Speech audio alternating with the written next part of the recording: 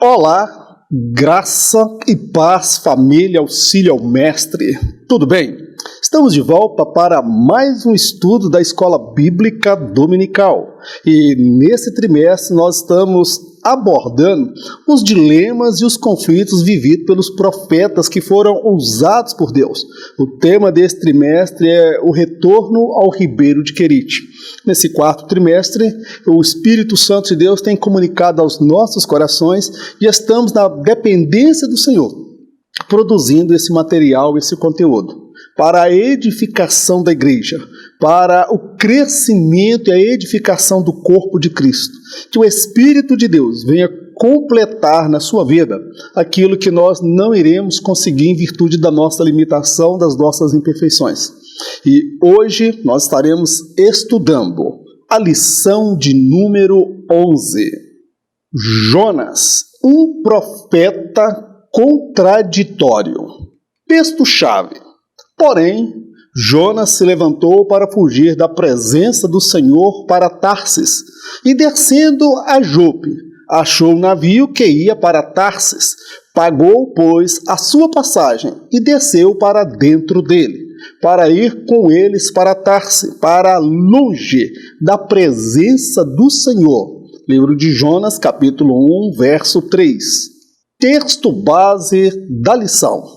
E viu Deus as obras deles, como se converteram do seu mau caminho. E Deus se arrependeu do mal que tinha anunciado lhes faria, e não fez.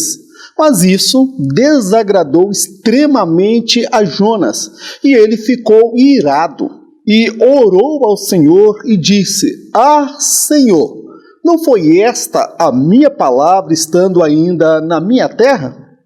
Por isso é que me preveni, fugindo para Tarsis, pois sabia que és Deus compassivo e misericordioso, longânimo e grande em benignidade, e que te arrependes do mal. Peço-te, pois, ó Senhor, tira-me a vida, porque melhor me é morrer do que viver. Bem, meu amado, nesta lição nós vamos estudar acerca do profeta contraditório. Eu assim estou atribuindo esse adjetivo ao profeta Jonas. Porque de todos os profetas, ele é o profeta que teve atitudes passíveis de serem questionadas.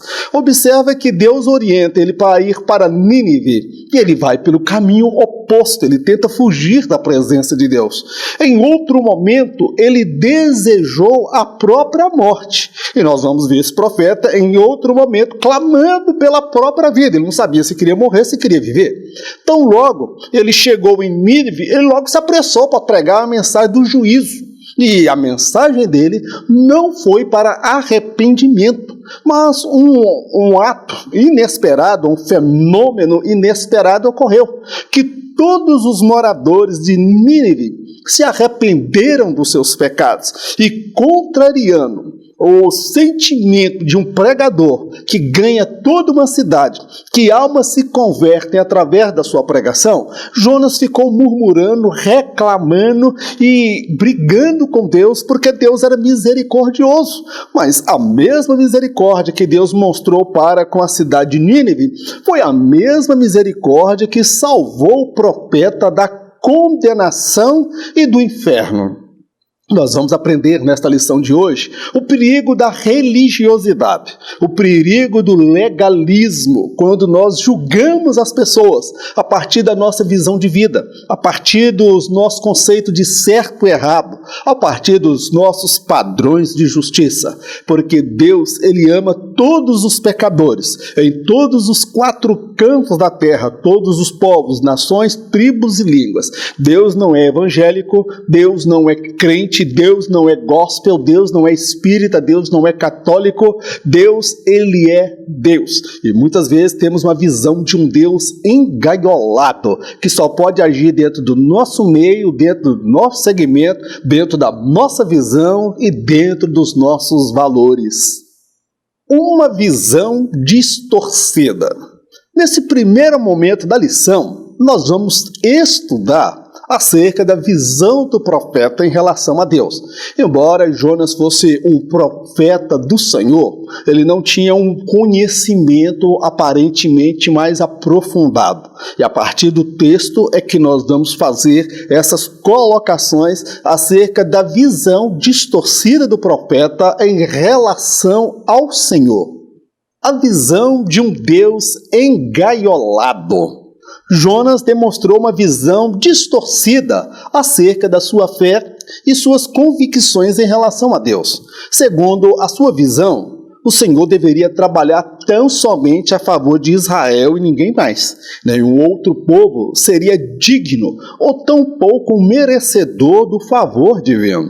O profeta, até então, só havia se manifestado em meio ao seu povo, razão pela qual desconhecia o amor de Deus para com todos os povos. Há muitos que, uma vez alcançados pela graça de Deus, agem como se fossem os únicos detentores do seu infinito amor, bondade e misericórdia. Então, olha a visão do profeta Jonas em relação a Deus. Ele tinha uma visão de um Deus preso dentro de uma gaiola, um Deus preso dentro do judaísmo, um Deus preso somente ao povo de Israel, um Deus que só poderia trabalhar e favorecer única e exclusivamente Israel e não os demais povos. Então nós vamos ver ali o choque de visão de vida do profeta Jonas com o projeto de Deus. Então, dentro da visão de Jonas, o único povo digno e merecedor da graça de Deus era o povo judeu.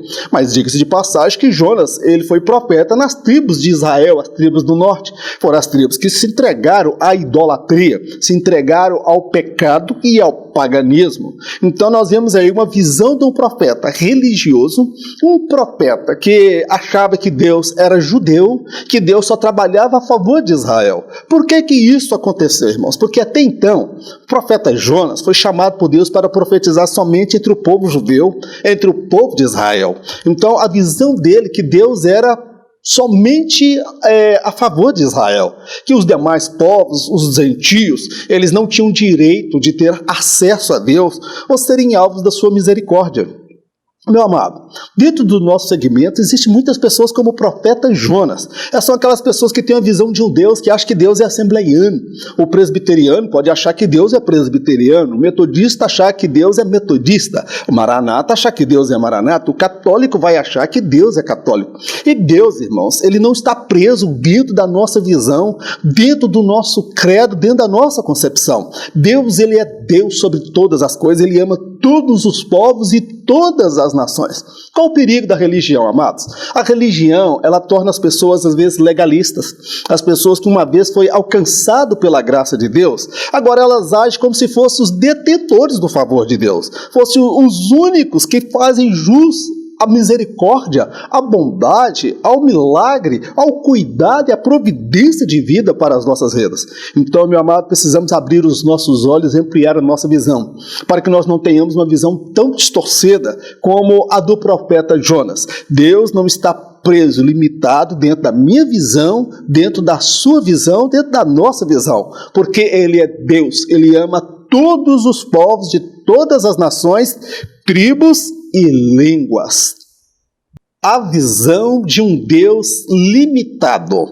Ao que tudo indica, Jonas desconhecia a essência do Senhor. Ele acreditava ser possível fugir diante dele. De forma consciente, o profeta se aventurou numa viagem insana. Seu propósito era ir para bem distante de Deus. Tudo parecia conspirar a favor do profeta, mas dentro em breve ele iria se deparar com alguns dos muitos atributos do Senhor, dentre eles a onipresença, a onipotência e a onisciência. Há pessoas que agem como se Deus fosse cego, surdo e mudo. Elas não levam em consideração as consequências dos seus atos. Na visão do profeta Jonas, Deus era um Deus limitado. Ele era um Deus semelhante aos demais outros deuses, porque ele acreditou ser possível, porque o escritor, ele destaca ali com ênfase que Jonas tentou fugir para longe de Deus, como se Deus estivesse somente em Israel, se Deus estivesse somente nas tribos relacionadas ao Reino do Norte e ao Reino do Sul e em mais nenhum lugar. Então a visão de Jonas era a visão de um Deus limitado, era um Deus que não conhecia todas as coisas, era um Deus que não estava em todos os lugares, era um Deus que não tinha o poder absoluto. Ele se aventurou, amados, uma viagem insana. O que é uma viagem insana? Uma viagem de louco, uma viagem de doido. Ele achou que podia se esconder de Deus. Ele achou que fugindo para bem distante, para Tarsis, Deus não estaria lá. E o Salmo 139 fala: para onde me irei do teu espírito? Para onde fugirei? Para onde me esconderei do Senhor? Então a visão do profeta, amado, era uma visão até então distorcida e limitada acerca de Deus. Meu querido, o profeta, ele andou na direção contrária. Deus mandou ele por um caminho, ele foi por um caminho totalmente diferente. E o profeta também, no seu ato de loucura, acreditou que podia frustrar os planos de Deus, porque lá na frente nós vamos compreender que o profeta declarou: olha, por isso mesmo que eu não queria vir, porque eu sabia que o seu Deus de misericórdia, o seu Deus com longânimo, o seu Deus que se compadece, é um Deus que perdoa, é por isso que eu não queria vir. Então nós vamos ver que ele achou que podia frustrar os planos de Deus. Meu amado, parecia que o projeto do profeta Jonas estava prosperando. Ele encontrou uma embarcação que estava seguindo no sentido contrário, pagou a passagem e dormiu lá tranquilo. Parecia que Deus não estava atento, que Deus ficou preso em Israel. Meu amado, há momentos na vida que a gente pensa que fazer a coisa errada parece um grande negócio. Há pessoas que acham que fazer a coisa, desobedecer a Deus, parece que vai ser tudo uma bênção. Vai ser paz, que não tem problema, que não tem importância. Deus não está vendo, Deus não está enxergando, Deus está em silêncio. Então, se Deus está em silêncio é porque não está vendo. Aí as pessoas se aventuram. E o profeta parecia que tudo estava conspirando ao seu favor. Mas, meu amado, ele seria confrontado com alguns atributos de Deus. Eu destaco aqui a onipresença, que Deus não estava somente em Israel. Deus estava nos quatro cantos da terra, no universo, e pesou os montes na balança de precisão e os mares colocou na concha das suas mãos. Esse é o Deus que nós servimos. Então o profeta, ele pagou para ver. Ele achou que Deus era um Deus limitado e as consequências vieram sobre a vida dele. Há pessoas, irmãos, que mesmo estando na casa de Deus, mesmo conhecendo a palavra de Deus, elas agem como se Deus não existisse, como se Deus fosse surdo, cego e mudo, porque acha que o silêncio de Deus é sinal de Deus estar conivente com sua vida pecaminosa. E essas pessoas agem como loucas, como insensatos, porque Deus trará sobre cada um as consequências dos seus atos. Meu querido, vamos andar com Deus, vamos ser sinceros com Ele, porque ninguém brinca com Deus, zomba de Deus e sai feliz lá na frente. As consequências virão. Uma visão a ser corrigida. A viagem, até então tranquila, se revelou um grande tormento para o profeta e para todos que estavam na embarcação.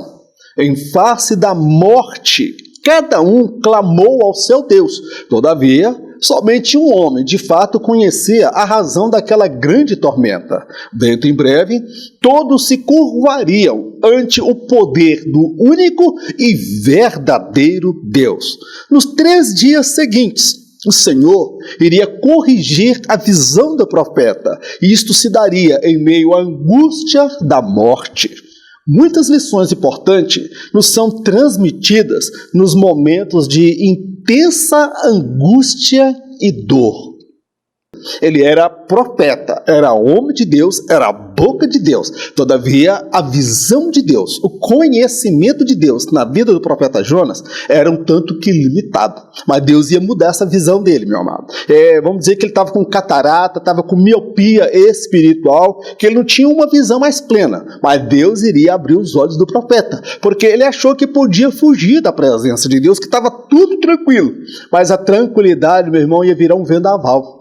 A tranquilidade ia virar um tormento para ele e para para todas as pessoas que estavam à sua volta. Meu irmão, há pessoas que estão fugindo de Deus, há pessoas que estão se rebelando contra Deus, e todos que estão à sua volta estão no mesmo barco, passando às vezes a mesma prova, a mesma situação. Deus resolveu mandar uma tempestade que o barco parecia que ia balançar.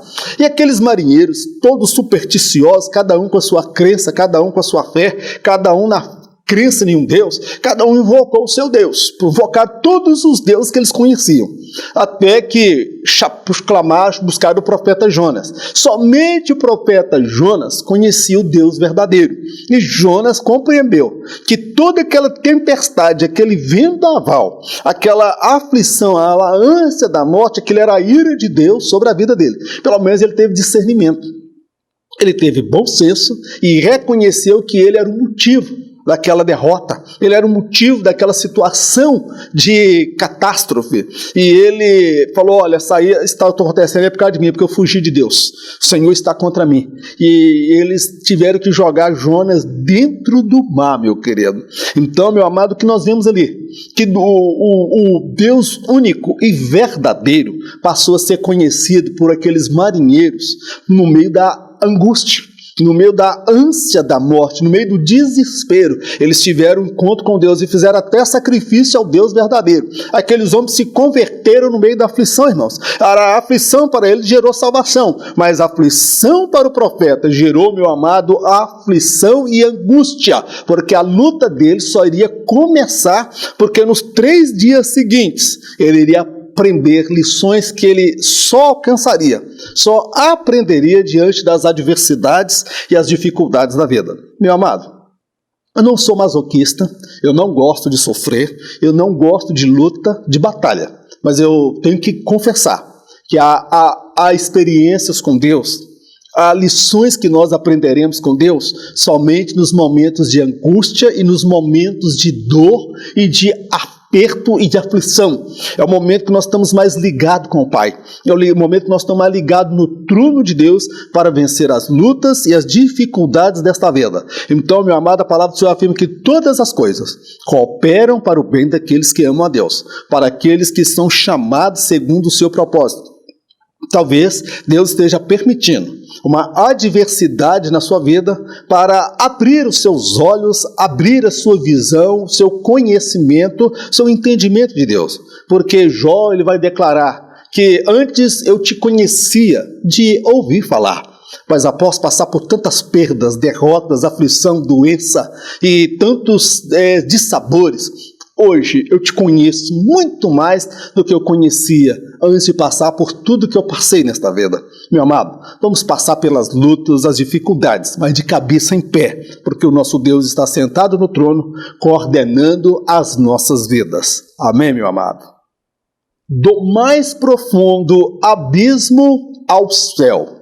Nesta sessão nós vamos compreender, amados, o que foi que o profeta passou. O que Deus fez na vida dele para ele abrir os olhos, para ele ter uma experiência com Deus. O profeta, meu amado, ele estava lá no mais profundo do abismo, lá no fundo do oceano, na trevas absoluta, 3 dias dentro de um peixe, de um grande peixe. Estava ali, meu amado, sem esperança, sem salvação, não tinha como ele fugir daquela situação. Nós vamos ver que ele saiu do mais profundo abismo, lá no fundo da terra, como ele fala que as ânsias do inferno, angústias do inferno se apoderaram dele. Então ele sentiu realmente que ele estava para cruzar a linha da eternidade, ele estava a um passo de cruzar a linha da eternidade e se deparar com a realidade do inferno. Mas o profeta se humilha, confessa os seus pecados e pede perdão a Deus.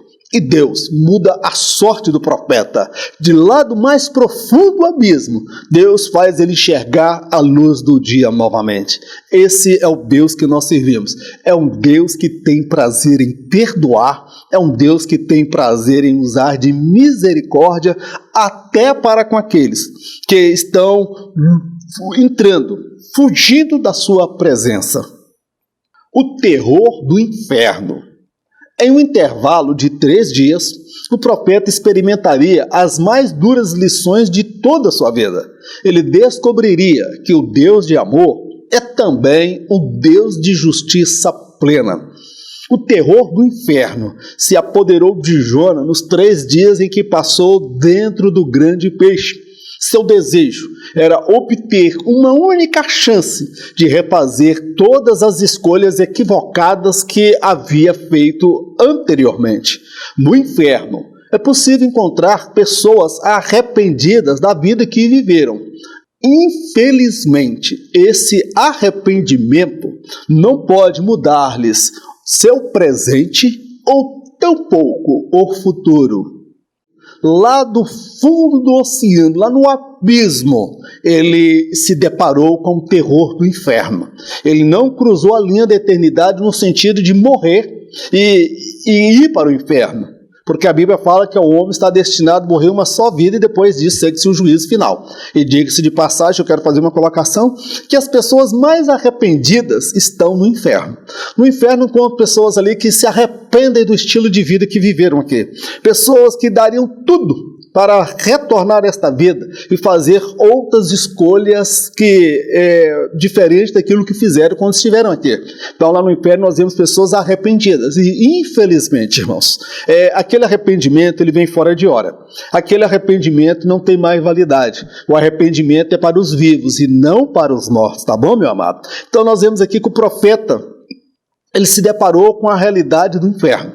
Se antes ele era instrumento, boca de Deus e profeta nas mãos de Deus, ele agora estava diante da realidade do inferno. Porque 3 dias dentro da boca de um peixe, irmãos, umidade, molhado, podia morrer afogado.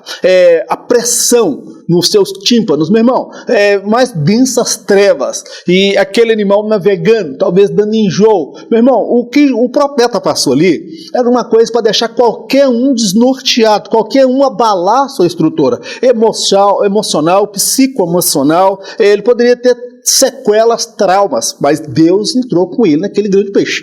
E lá da boca do grande peixe, lá do ventre do peixe, o profeta, ele compreendeu que ele estava para cruzar a linha da eternidade. Você imaginou passar 72 horas dentro da boca de um peixe, dentro da barriga de um peixe, no fundo do mar?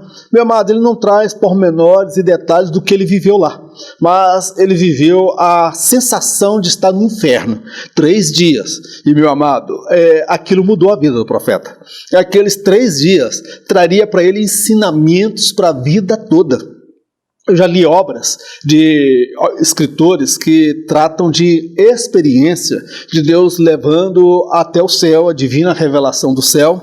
E já li uma obra também de uma escritora americana, cujo título é Divina Revelação do Inferno. Se você não leu, procure esta obra na internet, adquira esse livro para você compreender o que é o inferno, o que é o tormento que está guardado para todos aqueles que se desviam de Deus, para todos aqueles que querem viver longe de Deus. Então, meu amado, o arrependimento ele diz respeito somente a esta vida e não na vida que há por vir. Porque se lá na eternidade, após o homem ser lançado no inferno, ele tivesse a possibilidade de se arrepender, o inferno estaria vazio. Então, o Deus de amor também é o Deus de justiça plena. Deus é amor, mas ele também não mudou a realidade do inferno. O inferno é real, meu querido. Faça de tudo para você não ir para lá. O mover de Deus em prol do profeta.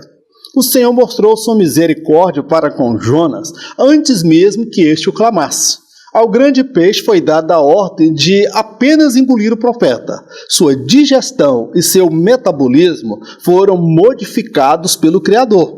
O Senhor é longânimo para com o pecador. Ele não os trata segundo os seus pecados. Antes, trabalha a fim de que este venha a se arrepender e ter um novo recomeço. Tal qual o pai do filho pródigo, assim é o Senhor para com o filho que se perdeu. olha que nós analisamos aqui alguns elementos importantes. Antes mesmo do profeta clamar a Deus por socorro, misericórdia, Deus já estava trabalhando a favor do profeta. Porque se o objetivo de Deus fosse matar o profeta, por que Deus antecipar isso por 3 dias? Por que Deus adiar isso por 3 dias, melhor dizendo? Então nós vamos ver o seguinte, que Deus deu ordem ao grande peixe para que engolisse o profeta, mas não fosse digerir o profeta. Você sabe o que é isso? É colocar uma carne ou um osso na boca de um cachorro e falar para ele: não engole, não mastiga. Então o que Deus fez? Deus deu ordem ao grande peixe, e o grande peixe, que é um ser irracional, ele obedeceu à voz de Deus, ele cumpriu cabalmente. Já o profeta, ele não obedeceu a Deus. Então Deus mostrando um modelo de obediência que Deus espera de mim e de você, que é o culto racional. Quando nós escolhemos obedecer a Deus com todo o nosso ser, com a nossa alma, com o nosso corpo, o nosso espírito, todo o nosso ser. Então, o que Deus faz? Aí nós temos que compreender que Deus mudou o metabolismo e o sistema de digestão do peixe, porque durante aqueles 3 dias, o Criador, porque a natureza do peixe, quando alguém é lançado dentro do seu interior e vai para o seu estômago, é fazer a digestão, o profeta morreria. Então eu vejo ali que Deus mudou o metabolismo daquele grande peixe e encerrou também aquele período de digestão. Então o que é isso? Deus trabalhando para preservar a vida do profeta. Então o que eu entendo com isso e compreendo que nós podemos aplicar na nossa vida? Porque Deus é misericordioso, irmãos. Ele não nos trata segundo os nossos pecados, porque Deus ele tem prazer em perdoar. Deus ele é longânimo, o profeta Jonas vai dizer isso, que ele é rico em misericórdia e tem prazer em perdoar, meu amado. Ele não nos trata segundo os nossos pecados, porque ele é um Deus de misericórdia. O que Deus faz? Ele trabalha, mesmo o homem falhando, o homem virando as costas para ele, o homem brincando com Deus, Deus ele trabalha com o seu ato de misericórdia. Mas agora, meu amado, vamos falar uma coisa, não confunda a graça com libertinagem. A graça de Deus, ela é abundante, mas ela não é infinita. O profeta se arrependeu, se humilhou diante de Deus. E Deus, antes que o profeta clamasse, Deus já estava lá trabalhando a favor do profeta. Observa aqui que é uma semelhança entre Deus e o pai do filho pródigo. Então logo o filho pródigo desejou voltar para a casa do pai. Quando ele estava na beira do caminho, o pai já estava lá todos os dias aguardando pela presença do filho. Quando o filho nem chegou até o pai foi correndo, o beijou e o abraçou. Assim é Deus na minha vida, é Deus na sua vida. Deus quer nos perdoar, meu amado. Não veja Deus como um inimigo, um Deus irado, um Deus que quer te matar, descer com você na sepultura. O propósito de Deus é que você confesse os seus pecados, mude de vida, se arrependa e volte à plena comunhão com Ele, porque Ele é o seu Pai. Deus é o nosso Pai e Deus tem prazer em se relacionar com seus filhos, tal qual o pai do filho pródigo, ele foi ao encontro daquele filho que se perdeu. Ele é o nosso pastor. E o bom pastor, ele nos pega nos braços, nos coloca nos seus ombros e nos carrega quando nós não temos mais força para caminhar. Eu já vivi isso na minha vida. O Senhor me carregou nos braços, tem me carregado, tem me sustentado nos meus momentos de fraqueza. E só estou aqui pela graça, bondade e misericórdia desse Deus tão tremendo, tão grandioso, tão maravilhoso. Aleluia! Santo é o teu nome, meu Senhor. O pecado confessado e um novo recomeço. De dentro do peixe, o profeta Jonas reconheceu os seus pecados e os confessou diante do Senhor. Em seu coração foi achado o arrependimento genuíno. Tão logo o peixe o vomitou na praia, este, por sua vez, foi até a cidade de Nínive. O sangue de Jesus é suficiente para perdoar todos os pecados do mundo. Todavia, faz-se necessário ao pecador confessar seus pecados e os abandonar como prova da nova vida em Cristo Jesus. Uma conversão genuína se dá quando o pecador muda de direção e segue no sentido oposto. O profeta, ele, de dentro da boca do peixe, lá do ventre do peixe, ele clama a Deus por misericórdia. Ele confessa todos os seus pecados. Ele confessa para Deus que ele foi rebelde, que ele tentou frustrar os planos de Deus, ele não conhecia ao Senhor como ele imaginava, ele achava que Deus era só Deus de amor, Deus não era Deus de justiça, ele achava que Deus era muito bonzinho, que Deus jamais iria trazer a punição sobre a vida dele, e ele se viu agora numa situação de calamidade, e ele clama a Deus por misericórdia, ele confessa os seus pecados, ele se humilha diante de Deus, ele pede a Deus uma outra oportunidade, um novo recomeço. O desejo do profeta era reconciliar com Deus, voltar novamente, ser boca de Deus, profeta de Deus, instrumento nas mãos de Deus. O desejo do profeta Jonas: eu quero voltar para Nínive, eu quero recomeçar em Nínive. Nínive foi a última missão que o Senhor me deu, eu quero cumprir esta missão. Deus, perdoa os meus pecados, perdoa as minhas iniquidades, muda a minha sorte. E Deus ouviu a voz do profeta. Se o profeta antes achava que Deus só estava em Israel, limitado dentro do reino do norte, do reino do sul, lá no fundo do abismo, de dentro da boca de um peixe, onde tudo era escuro, nas densas trevas, Deus viu o profeta, Deus ouviu a sua oração e Deus perdoou os seus pecados. Meu querido, é glorioso, é majestoso a gente pensar nessa grandeza de Deus. Você pode estar numa mata escura, numa noite escura, e Deus, ele consegue enxergar cada fio de cabelo na tua cabeça. Não há nada oculto diante desse Deus, amado. Esse Deus, ele é tremendo, ele deseja nos perdoar. Agora eu faço aqui uma colocação, amado. O sangue de Jesus derramado na cruz do Calvário, ele foi suficiente para perdoar todos os pecados da humanidade, todos os pecados do mundo. Esse é o Cordeiro de Deus que tira o pecado do mundo. Mas você vai perguntar: mas irmão Mauro, por que nem todos são perdoados? Meu amado, todos foram perdoados. Agora existe a questão do pecador confessar o seu pecado e abandoná-lo, porque o sacrifício foi feito na cruz do Calvário. Então, meu amado, é necessário que o pecador reconheça o seu estado miserável, que ele se humilhe diante de Deus e confesse os seus pecados, as suas iniquidades, e abandone. E quando ele abandona o pecado, ele está dando uma prova que de fato ele agora é uma nova criatura em Cristo Jesus. Sabe por quê, amado? Eu descreio de conversão de pessoas que vão para a igreja, que tomam um banho na água batismal, porque existe o batismo, e de aqueles que vão ali para tomar um banho na água, são aqueles que não mudam de vida, são aqueles que não mudam de postura, porque a verdadeira conversão, eu sou motorista, estou falando para muitas pessoas que são motoristas, o que é conversão? É você estar indo numa direção e você faz uma conversão, você volta, é um giro de 180 graus, você estava indo num sentido e você muda radicalmente, vai no sentido oposto. O que é isso, meu amado? Não ameis o mundo, nem as coisas que há no mundo.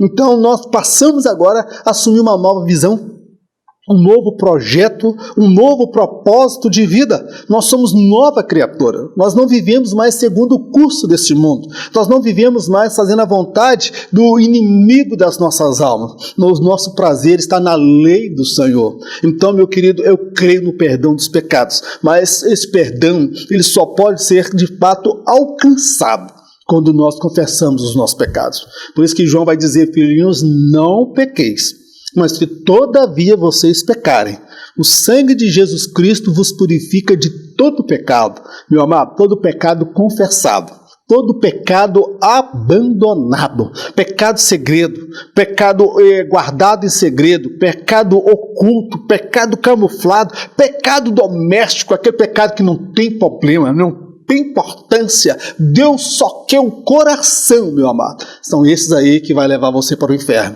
Que Deus tenha misericórdia da minha vida, que Deus tenha misericórdia das nossas vidas, em nome de Jesus. Um profeta questionado pelo Senhor. Nesta sessão da lição nós vamos compreender que o profeta Jonas, como eu já disse, coloquei um rótulo aqui, provavelmente para os irmãos terem uma dimensão, ele era um profeta contraditório, irmãos. Ele era um profeta sem compaixão, sem misericórdia. Um homem prega para uma cidade e a cidade se arrepende de forma inesperada. Foi um fenômeno aqui, porque não era o que ele esperava, e ele fica revoltado. Ele não mostra um pingo de amor, de compaixão. Você já viu uma coisa dessa? Uma mensagem pregada com fervor acerca do juízo de Deus, e toda a cidade se converte, e o homem fica zangado. O homem fica estressado. O profeta mal-humorado era o profeta Jonas, irmãos, e Deus teve que engolir esse rapaz. Meu amado, tem na casa de Deus tem umas pessoas sem noção. Tem gente da pá virada. Tem gente que é 3/8. Tem gente, meu amado, que só Jesus na causa. E Deus suportou o profeta Jonas, um homem estressado, um profeta mal-humorado, um homem que não se alegrava com a conversão de almas, irmãos. Então o próprio Deus vai questionar a postura do profeta. Fazer a coisa certa pela motivação errada. Jonas pregou com muito fervor e ousadia diante dos moradores de Nínive. Em seu coração havia o desejo de ver o juízo de Deus se abater sobre os ouvintes da mensagem. Para alguém que havia experimentado o favor do Senhor, era de se esperar uma postura de amor e compaixão para com milhares de vidas que viviam na mais completa cegueira espiritual. Infelizmente, há muitos que pregam a mensagem do Evangelho tendo em vista seus interesses pessoais. Olha a postura do profeta Jonas, irmãos. Ele fez a coisa certa com a motivação errada. Que coisa certa? Ele pregou a mensagem do juízo. Ele pregou a mensagem da justiça plena de Deus que recairia sobre os moradores de Nínive. E no coração dele, irmãos, ele falou assim, tomara que morre. Tomara que Deus manda fogo do céu. Vou sentar lá no alto, vou assistir de camarote. Eu quero ver Deus destruir esse povo ruim, essa raça ruim, esse povo rebelde. Eu quero ver a justiça de Deus vindo sobre esse povo. Olha, o coração do profeta não tinha lugar para perdão, não, irmãos. O coração do profeta não tinha lugar para misericórdia. Justamente ele, olha a balança enganosa do profeta, para perdoar o pecado dele, que ele conhecia Deus. Ele sabia a vontade de Deus. E aquele povo de Nínive não conhecia Deus. Deus falou com o profeta que eles não sabiam discernir a mão direita da mão esquerda. Espiritualmente, Deus estava falando para o profeta. Já o profeta não, o profeta conhecia Deus. Então, olha a balança enganosa. Para perdoar um profeta rebelde, que conhecia Deus e sabia a vontade de Deus, Deus pode perdoar. Agora, para perdoar um povo que não sabe discernir a mão direita da esquerda espiritualmente, porque eles não tinham a revelação, a luz de Deus na sua vida, o profeta não estava nem aí. Então, meu amado, nós vemos aí uma balança enganosa. Ele fez a coisa certa pela motivação errada. E há muitos que pregam a Cristo, pregam o Evangelho, pregam em congresso, pregam a festividade, pregam em simpósio, não por amor a almas, irmão. É por conta dos seus interesses pessoais, por conta de dinheiro, por conta do prêmio, por conta do cachê, por conta da viagem, por conta da venda de DVDs, da venda de livros. Há pessoas que estão fazendo da obra de Deus um comércio, meu amado, e pequenas igrejas, grandes negócios. Então, esta visão, meu amado, ela já existia lá no tempo dos profetas, lá no Antigo Testamento. Então, o profeta fez a coisa certa, mas com a motivação errada. Ele não queria perdão de Deus, ele não queria a misericórdia de Deus sobre os moradores de Nínive. Ele queria ver o circo pegar fogo, irmãos. Então, era um profeta que pregou sem amor.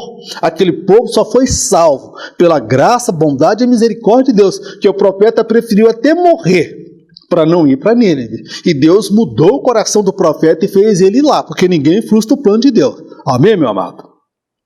Religiosidade destituída de compaixão. Muitas pessoas que dizem servir ao Senhor trilham o caminho do legalismo.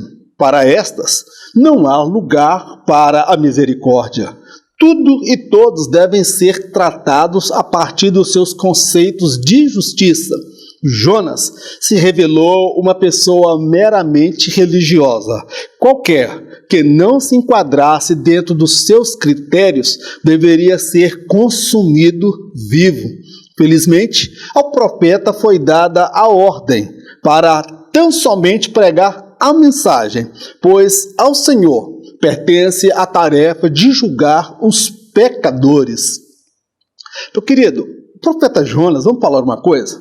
Ele era um homem extremamente religioso. Alguns vão dizer que ele era patriota, ele amava tanto Israel, porque a cidade de Nínive, eles tinham guerras constantes contra Israel, aquele povo. Então, ele viu a oportunidade de eliminar os inimigos de Israel.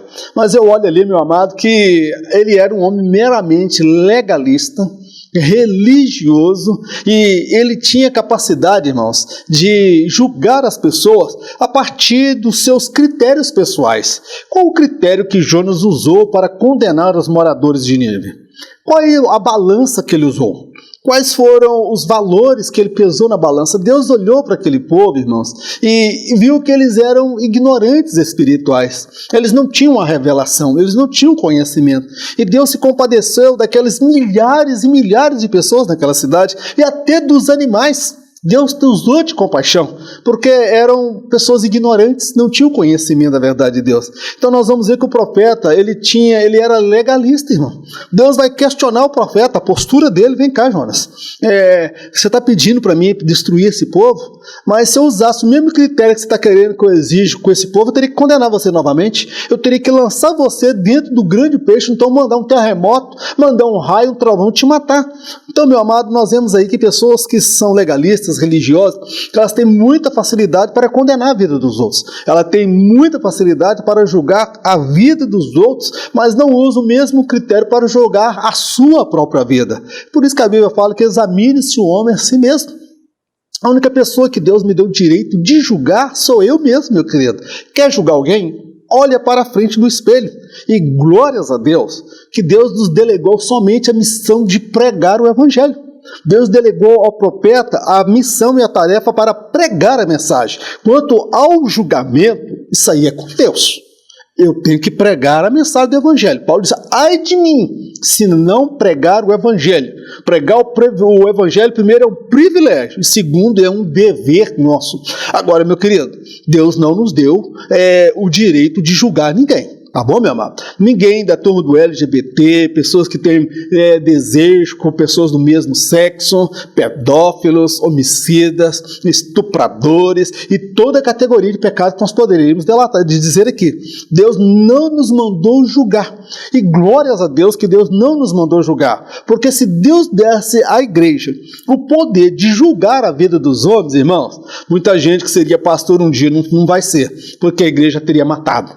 Muitos que estão lá fora, meu querido, nós temos que amar, nós temos que pregar, nós temos que orar pela vida deles e não julgar. Para julgar, já tem um monte de legalistas e religiosos que julgam as pessoas a partir dos seus critérios pessoais. Esse não vai para o céu, esse vai para o inferno, esse vai para o céu, esse não vai, esse vai para o inferno. Aquele ali é 2 vezes merecedor do inferno. Nossa, que mulher abençoada, esta vai para o céu.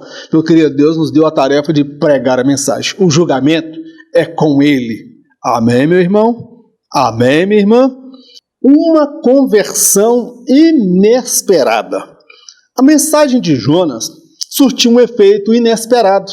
Os moradores de Nínive, desde a monarquia até os mais simples, se converteram de seus pecados.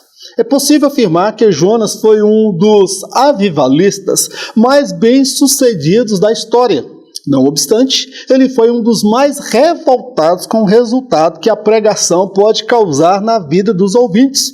O livro de Jonas termina com o Senhor dirigindo-lhe questionamentos acerca da sua postura fria, insensata e desumana para com os moradores da grande cidade de Nínive. Meu querido, o livro de Jonas é um livro que termina com Deus puxando a orelha do profeta. É um livro que Deus está questionando a postura do profeta, irmãos. Porque, olha só, podemos dizer aqui, com todas as letras, que Jonas foi um dos maiores avivalistas da história. Porque nem Israel se viu toda uma cidade se converter.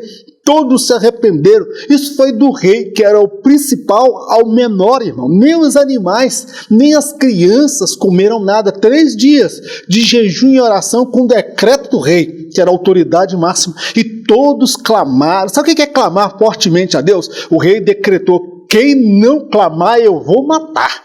Então era o decreto real, e todos clamaram fortemente a Deus, se arrependeram dos seus pecados, abandonaram aquela vida, meu irmão, de violência, de homicídio, e tudo que Deus não agradava, e se voltaram para Deus, por conta da mensagem pregada, uma mensagem de juízo, uma mensagem de justiça divina, e o povo se converte. Jonas foi um dos maiores avivalistas. E paradoxalmente, irmãos, por isso que eu falo que é um profeta contraditório, o profeta ficou mal-humorado. Irmãos, era para ele estar dando glória a Deus, Senhor, glórias ao teu nome, que esse povo se arrependeu. O profeta não, o profeta ficou de beicinho, o profeta fechou a cara. O profeta ficou zangado e subiu lá no alto do monte e falou: agora eu quero ver esse circo pegar fogo, quero ver agora a justiça de Deus. Deus falou assim: ô Jonas, vem cá, é justa a sua revolta? É justa a sua postura? Acaso não usaria eu de misericórdia para a grande cidade de Nínive? Você teve coragem de se compadecer da aboboreira, essa semente que cresceu e deu sombra para você, e você não consegue compadecer de vidas, rapaz? Que profeta que você é! Meu irmão, Deus exortou o profeta. A conversão daquele povo foi um fato assim até inesperado para o profeta, mas não tão inesperado, porque lá ele confessa para Deus: aí não falei com o Senhor que o Senhor ia fazer isso? Eu sabia que o Senhor ia fazer isso, eu sabia que o Senhor ia ser misericordioso, eu sabia que o Senhor ia liberar o perdão, e eu não queria vir aqui por conta disso. Irmãos, a história não fala como é que, no relato do livro de Jonas, não fala qual foi a resposta de Jonas, mas termina com Deus puxando a orelha do profeta, Deus questionando a postura do profeta, Deus repreendendo o profeta, irmãos. Meu querido, se a voz de Deus falar ao seu coração, aos nossos corações, vamos ouvir a voz de Deus. Vamos deixar de ser legalistas, vamos deixar de julgar as pessoas. Talvez elas não confessem o mesmo credo que nós, talvez elas não tenham as mesmas práticas que nós, porque elas ainda não chegaram ao conhecimento de Deus. Até metade da minha vida, quando eu tinha 23 anos, eu gostava de carnaval, forró, trio elétrico, balada, noitada e mais um bocado de coisas aí que é proibido na palavra de Deus. Mas a graça de Deus um dia me alcançou. E hoje eu estou aqui pela bondade e misericórdia de Deus. Não sou mais merecedor da graça de Deus do que quando eu comecei o início da minha caminhada. Na verdade, hoje eu tenho mais convicção dos meus pecados, convicção de que eu não mereço o favor de Deus, que tudo que Ele opera na minha vida é fruto da graça, da bondade e da misericórdia dEle. Meu querido, que Deus complete esta palavra no seu coração e nos nossos corações, que não sejamos religiosos, legalistas, prontos para punir e condenar as almas, julgar as pessoas a partir dos nossos critérios, mas que nós possamos aprender com o profeta e com as lições deixadas no livro do profeta Jonas. Deus termina esse livro exortando a postura do profeta, e talvez a mensagem de Deus seja questionando a postura da igreja. A igreja precisa pregar a mensagem, nós precisamos testemunhar, ser o aroma de Cristo no meio dessa sociedade pervertida, desiludida, desacreditada, caminhando a largos passos para a condenação. Que Deus venha nos usar nesta geração para sermos instrumentos e fazermos a diferença desses últimos instantes que antecede a volta do nosso Senhor. Vamos orar ao Senhor nosso Deus. Senhor nosso Deus e Pai, nós te agradecemos por esta oportunidade de aprender da tua palavra. Toda a honra, toda a glória, todo louvor pertence a ti. Dá-nos, ó Pai, amor, compaixão para com as almas. Nós não queremos ser meros religiosos, legalistas, prontos para condenar, sentenciar e punir as pessoas, ó Pai. Mas que haja dentro de nós um amor, um fervor pelas almas, que vidas venham se render ao Senhor. Tire de nós, ó Pai, tudo aquilo que não procede. Nós não queremos ser como o profeta Jonas, que trilhou um caminho para longe de Ti, se aventurou a andar por caminhos que o Senhor não estava nele, e ele aprendeu as duras penas diante do terror do inferno, Senhor. Meu Deus, guarda as nossas vidas, guarda os nossos lares e as nossas famílias. Nós queremos ser profetas de Deus, instrumento do Senhor nesta geração. Fica conosco e nos abençoa. Nós te oramos agradecidos no nome de Jesus. Amém. Que o grande amor de Deus, a graça do nosso Senhor e Salvador Jesus Cristo, as doces consolações do Espírito Santo de Deus, seja com todo o povo de Deus, não somente hoje, mas para todos sempre. Em nome de Jesus. Amém. Glórias ao nome do nosso Deus. Se você desejar, eu quero enviar esse slide para você. Deixa aí uma mensagem.